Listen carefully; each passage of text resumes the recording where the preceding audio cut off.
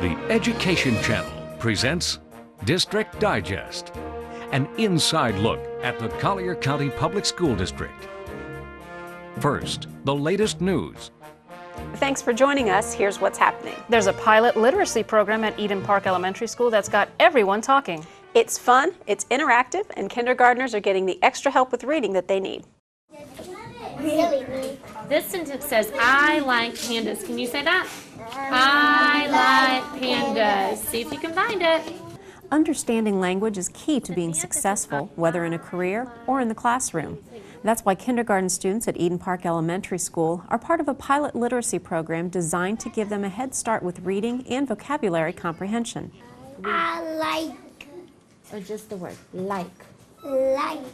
Dr. Sandra Iverson, former teacher, reading recovery teacher leader, author, and publisher, developed the Quick 60 Foundation program to target students who come to school with very poor vocabulary and literacy skills. Initially, Quick 60 was developed as an intervention at maybe grade 2 or grade 3, but the idea really is to try and cut off that, so right at the start, so it's a prevention really. But her passion and expertise really is in helping those readers who are struggling, those readers for whom English is their second language. In terms of developing this program, it really was developed with those types of students in mind.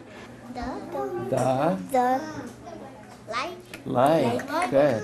Like is the word we're going to learn today, okay? This is the specific instruction that the teacher's giving, and this is, they're beginning here with the alphabet books. So these are the alphabet letter and letter sounds. The other thing that the alphabet books do is they introduce the first 25 sight or high frequency words, and so they're getting some sentence structure as well as instruction about the actual letter. The lessons are done in a very teacher-friendly format, very easy to follow, very sequential. It provides them with a lot of information, so it's very easily laid out for them, very easy to follow, and to have professional discussions with their teammates. And the resources being all-inclusive, and everything supports each other. Every lesson is supportive and builds on the other lesson. So they're finding it very exciting to work with. I'm going to read this poem card we've been doing together with the letter S. First I'm going to read it, and then you're going to read it with me. It's based on sound research that we know that works, and it's interwoven. Every lesson has every small element in it that it needs. It's the phonics, it's the vocabulary, it's the concept map. So we're building vocabulary, we're building experiences, all of those things that our students lack. We're expecting that by the end of the year, the students are going to be where they need to be for first grade. So while the Quick 60 Small Group Intervention Program has been used in the Collier County Summer Schools program for the last 3 years with much success, Eden Park administrators hope to increase students' literacy skills even more by implementing the Foundation program's whole class instructional model in all kindergarten classrooms this school year. For the Education Channel with videographer David Delane, I'm Leanne Zinzer. Now coming up on this edition of District Digest, we'll learn about an upcoming identity theft forum and how folks can protect themselves. Then we'll discuss details of our first ever virtual town hall meeting being held in November. We'll find out more about the multitude of college prep opportunities for our students and what each offers. And finally, we'll talk about Sid the Science Kid. Who is he and what does he do? That's all straight ahead on this edition of District Digest. Plus, this is Tracy Kohler. Join me for a special feature here on District Digest coming up in about 10 minutes. We'll tell you what's cool in school. Please stay with us here on the Education Channel, your window to education. On the air on Comcast Cable 99 and online at collierschools.com. Attention Collier County Public School parents. Have you ever wondered if your child's school bus is running late on any given afternoon? Well, we've got good news. You can now find out if your child's bus is late on the trip home by going online. Check the homepage of the school district website at collierschools.com. When a school bus is delayed by more than a half hour, a late bus notice link appears on the right side of the home page. Click on it to find out. District Digest continues with a special feature. Here's Leanne Zinzer. Well, our first guest on District Digest is Carrie Kursky, an identity theft expert with the Kursky Group Incorporated. Carrie, good to have you on the program. Thank you for having me. Now, we are having an identity theft, there's a forum here in Collier County on November 12th. how can people protect themselves from identity theft? Well, that's one of the reasons why we decided to have these forums, is you really cannot prevent it from happening to you.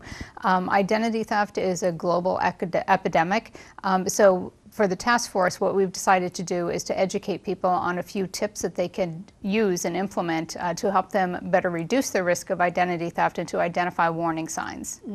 So what are some of those steps? What are some of the things that people can do? Sure. What people can do is get a security freeze on their credit report. That'll prevent any new account fraud. Another thing they can do is monitor their statements, their bank statements, their credit card statements. If they notice any discrepancies, they need to take action right away. Through their bank accounts and credit card accounts online, they can set up alerts. So if there's any activity in their accounts, they're going to get either an email or a text message, which will allow them to take faster action to repair the damage.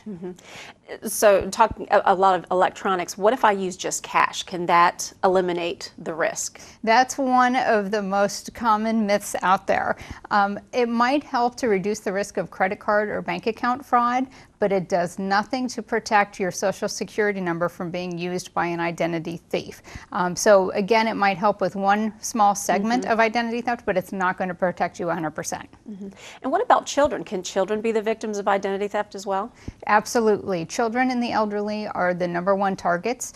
Children mainly because once they have a child's identity, they can have up to 18 years to use it before anyone ever detects it. And then how is it that these identity thieves access this information? How do they get it? There are numerous ways where they can go about getting it.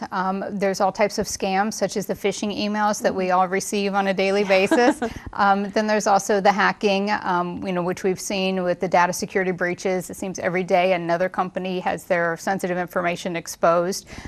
They can go online to the dark web and they can buy this information on the black market. Personal identifying information is a huge booming business worldwide. So let's get back to the forum that we're having on the 12th. Who all is going to be involved? Who are the participants? Sure.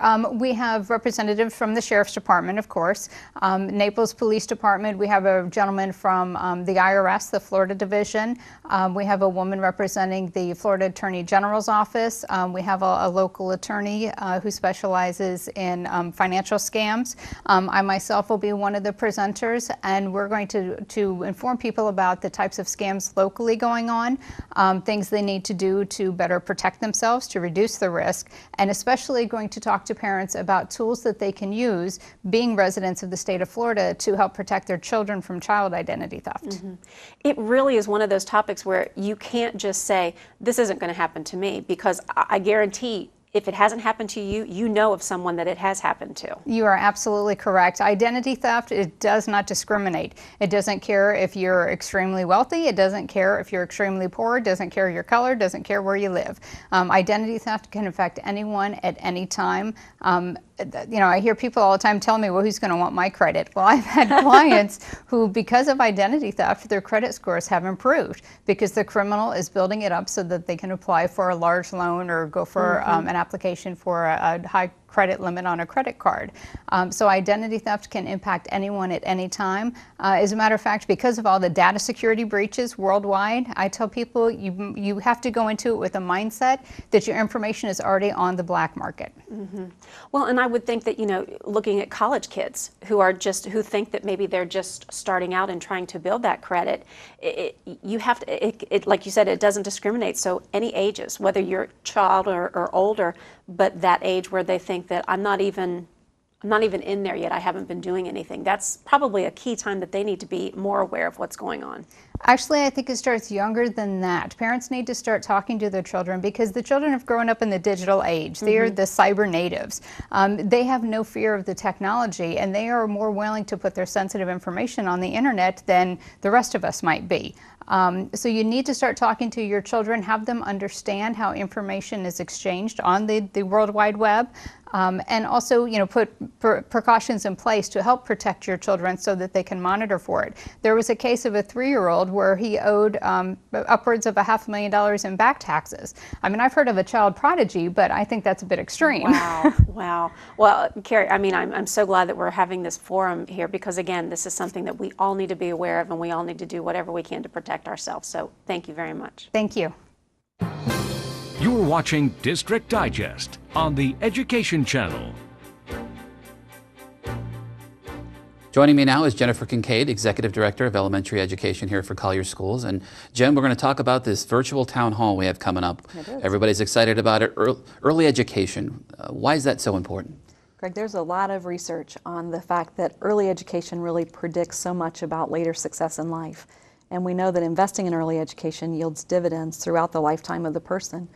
At the basest sense, we know that students succeed in elementary school that have a great foundation on which we can build.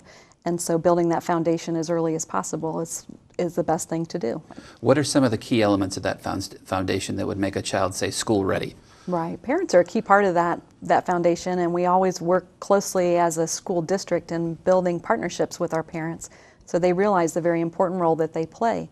And that role is important whether you speak English as your home language or if you speak another language, because one of the most important things you can do is to talk with your children about the places that you are and the things that you are doing.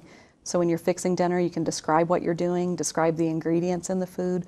When you go to the grocery store, you can talk about the colors of the fruits and vegetables. You can talk about the sizes of the cans. You can have them count things when you're working in the kitchen. There are many things that we do that don't require specialized training as a teacher or special equipment or materials. We can use the things in the environment to really help our kids understand the world around them in a better way. Now, you've put together quite an event for this virtual town hall. For those who don't know, 3 locations, Everglades City, Immokalee at iTech, and here at the Administrative Center. You want parents to come here and be a part of this. One of the most exciting things beyond the topic itself is that we'll be testing some new technology that we have here in the school district to take a very huge geographic county and try to make it a little smaller, try to bring groups from Immokalee and Everglades City into the boardroom with us so that we are communicating as one group with a panel of distinguished speakers related to early childhood. So we really invite parents to come. We're going to have events here at the district office involving a vendor fair where people will be sharing resources, materials, and information about opportunities in our community for parents and kids during the early childhood years, which really span from pre-K through grade 3.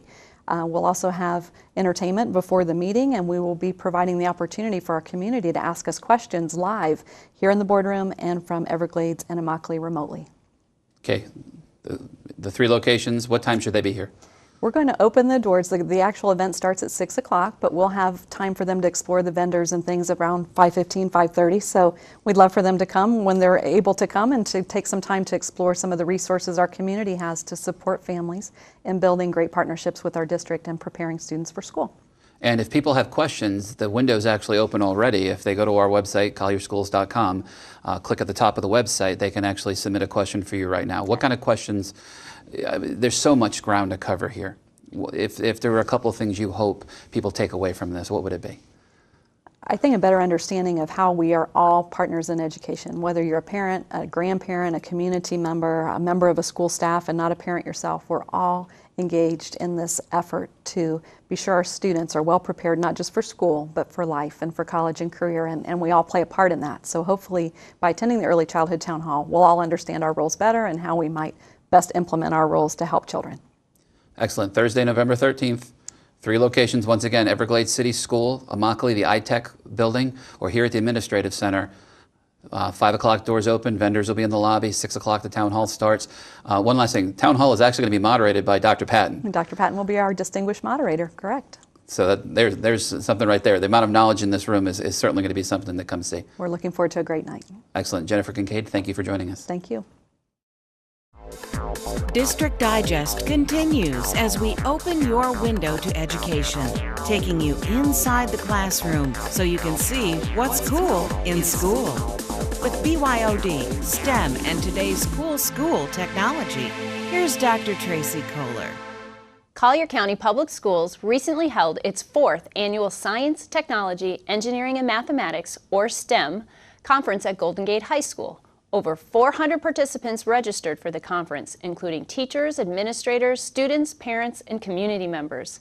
The event began with a dynamic opening keynote speaker, Dr. Cindy Moss, who highlighted the importance of preparing today's students, especially underrepresented groups like women and minorities, for future STEM careers.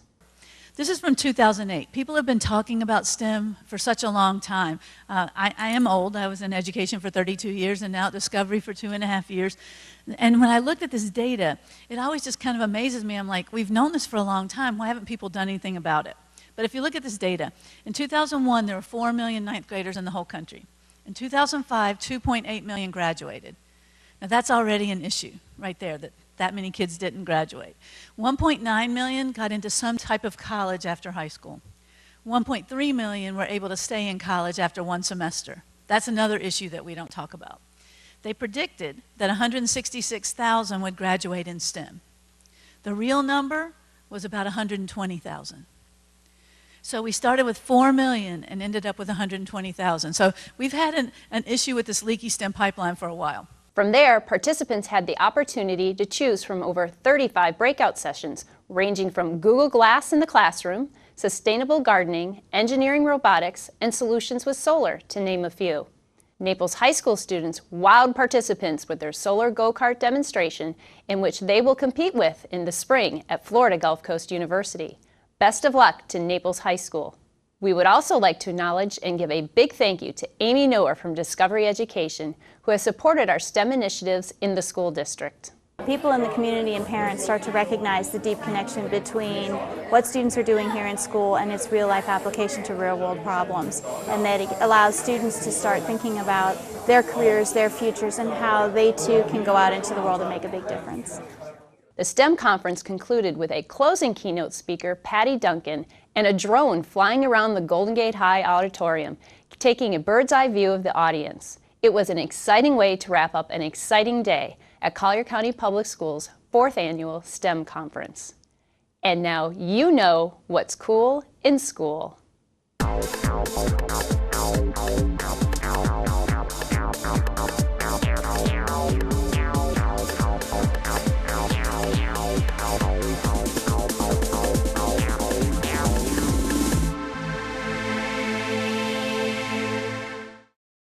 District Digest presents a District Office Update with Maribel De Armas.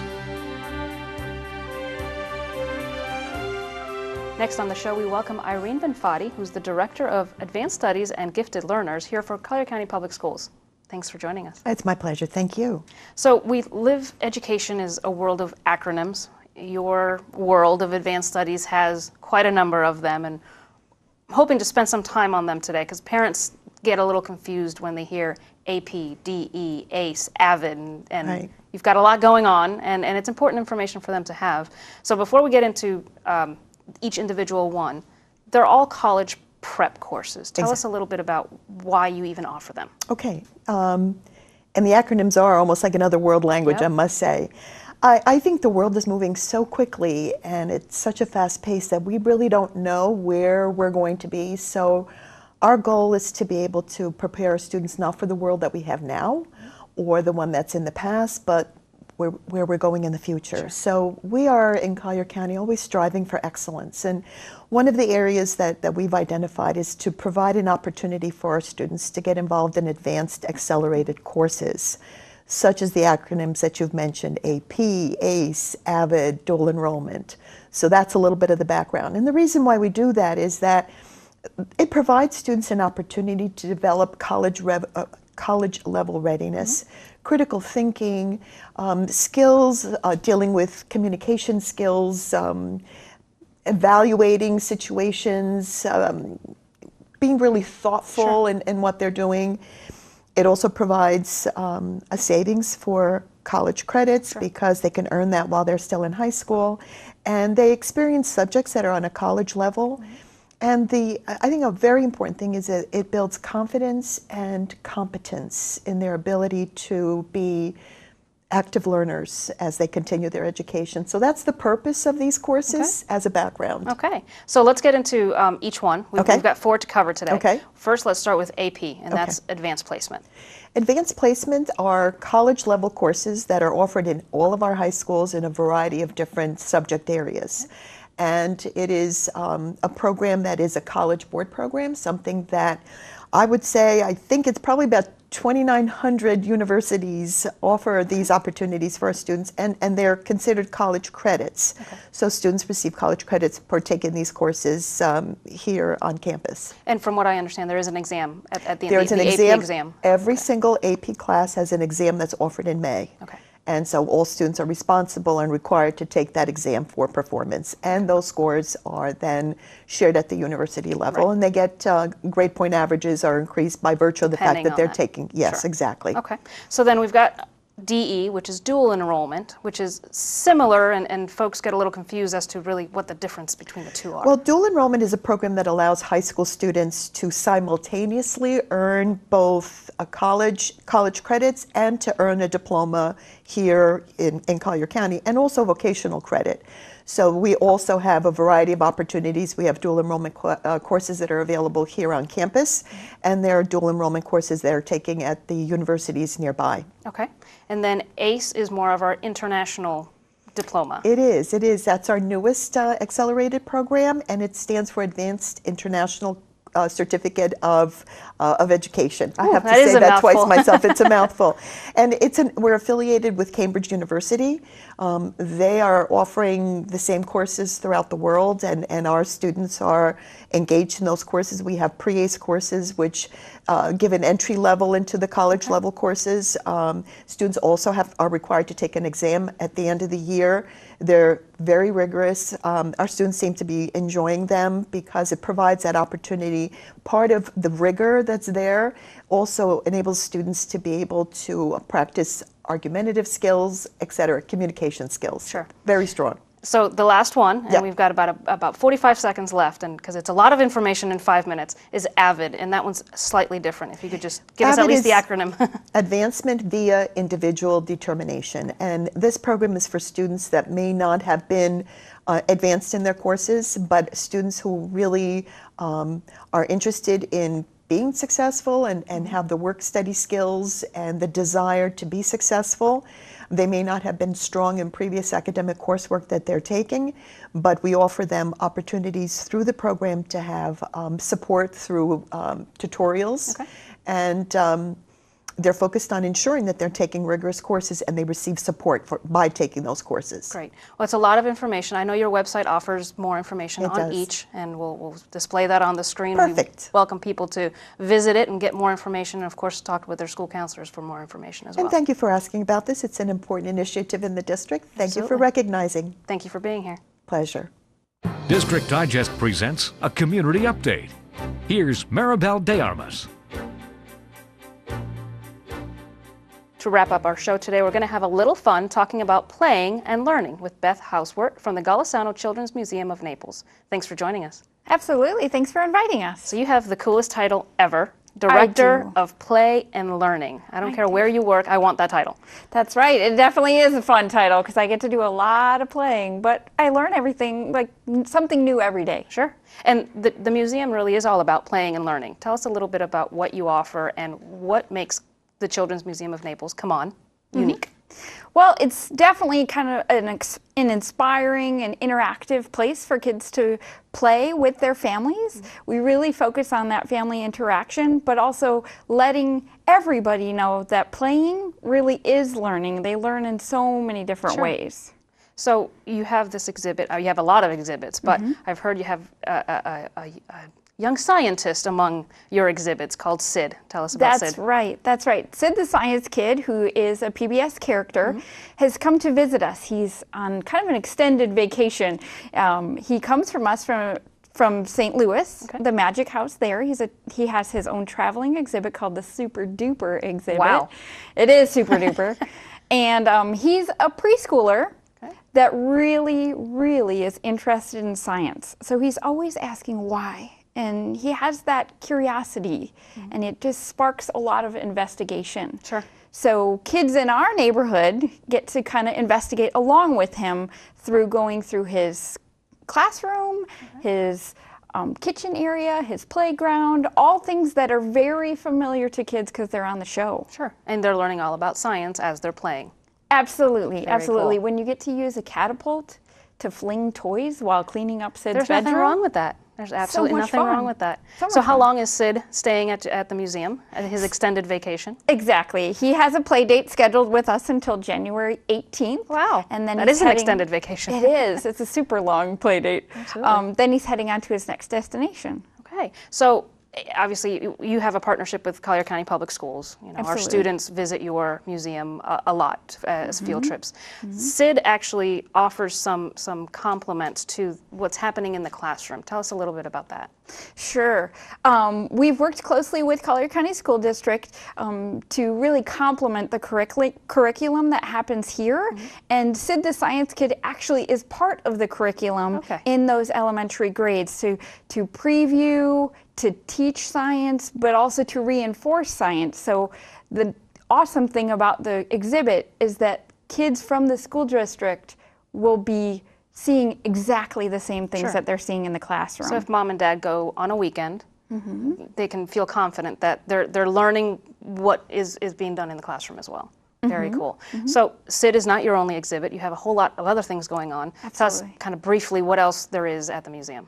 Well, we have a lot of exhibits, like you mentioned, but we also do a lot of programming. So anytime that Collier County School District is off school, we usually have workshops for kids. So if you are thinking about kind of keeping your kids' brain active and having that fun opportunity, we have a lot of workshops during those days off of school, as well as weekend events for families.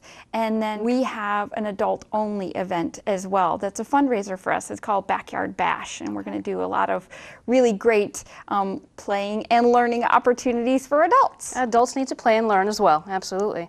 So obviously to keep your museum going, you need supporters and partners like Collier County Public Schools.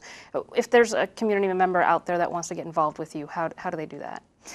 We have lots of different levels of involvement. Folks can come in and just volunteer with us. They can help us out interacting with children, helping out with workshops, things like that. But if you've got maybe a full-time job or you're a little bit busier in your lifestyle, we always have opportunities for donation, and we have those adult events that are fundraisers. Again, just a time for adults to play, but normally there's also an opportunity for a financial donation. Sure.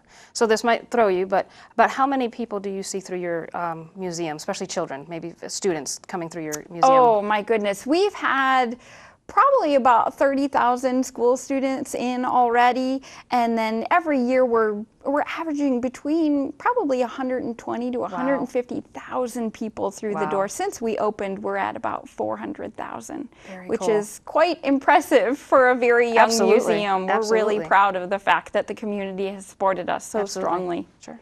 Well, thank you for being in our community and for joining us here today and for everything you offer our students. Again, and thank you so much for being a great partner. And we thank all of our guests, and we thank you for watching. For Leanne Zinzer, Greg Turquetta, and all of us here at the Education Channel, I'm Maribel de Armas. We'll see you next time. Join us again for District Digest, your inside look at the Collier County Public School District. The show is produced by the District Communications and Community Engagement Department and the Education Channel, your window to education.